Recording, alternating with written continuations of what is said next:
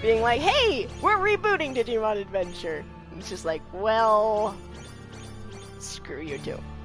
But I didn't want to start the reboot until I had said goodbye to the originals.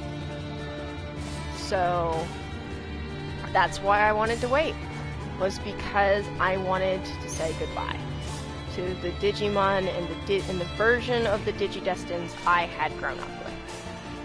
And I did. I grew up with them. Digimon was among that group of first anime that I watched that back when I didn't even know the difference between a cartoon and an anime. I thought they were all cartoons.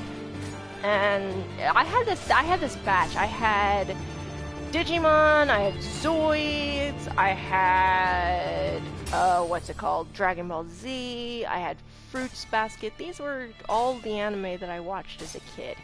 And when I became a teenager, and I learned that there was, one, such a thing as episode order, and two, that I had actually missed a lot of the episodes, and I didn't know the full story that was told that for these characters that I loved and that I enjoyed. I mean, I used to pretend I was these characters running around in my backyard with my brother.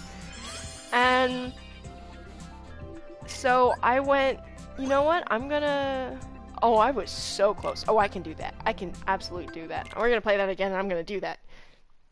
All badly dubbed. Yes, it was all badly dubbed. I was saying we had Pokemon, Digimon, and Sailor Moon. Yeah, I also watched Pokemon and Sailor Moon. I don't know why I forgot to mention Pokemon, but I did. But, yeah, so as a teenager, I was just like, oh, I'm gonna go back and rewatch all these shows. And I was also watching cartoons too, but that's when I started to realize, hang on a minute, there's a difference here. What's going on? Why do some of these look different from others? And like, very obviously different, because 90s anime had a very unique looking style to it, which was way the hell different from 90s cartoons. And I went, what's going on here? Something feels strange. And I looked into it and I went, oh, that's because these aren't cartoons, there's something called anime. What the hell is anime? Which is a question I still can't answer, but, you know, there it is. Freeze! And I looked into it, and the first anime that I intentionally watched as anime was Fruits Basket. And I finished all of Fruits Basket. That was available at the time, because they never finished that show, which was a cry and shame, but I also kind of understand why they didn't finish it, because they fucked it up royally. But, so they were watching the show, I was watching the show, and then the story didn't finish, and I went, that can't be all there is, what's going on here? So again, back to the power of Google. In the early 2000s Google was, or the mid-2000s Google. We're talking about like 15, so yeah, mid-2000s Google. And that's when I went, oh, that's because this is an adaptation. It's based off of something called a manga. What the hell is a manga? And I looked it up and I went, oh, it's a book with pictures. Hey, I'm down for that. I will take a book with pictures. I don't mind being lazy, gimme.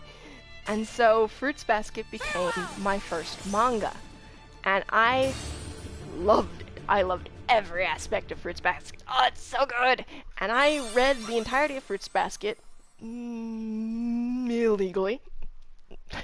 Not gonna sugarcoat that. I found a place where they had just posted pictures of all the pages and I read it. And then I started collecting Fruits Basket. So Fruits Basket became the first manga that I owned, and I spent a decade collecting every single volume of Fruits Baskets. And I actually finished my collection a couple years ago, and I'm so happy. Oh, that's really fun. I remember reading Fruits Basket, and I finished it, but I never got fully into it. Yeah, no, I love Fruits Basket. I really did. I got way, way into it. I remember being super jealous of Kairi as a kid because I wanted to be her. Yeah, Kairi was labeled as the super special, extra special chosen one among the chosen ones.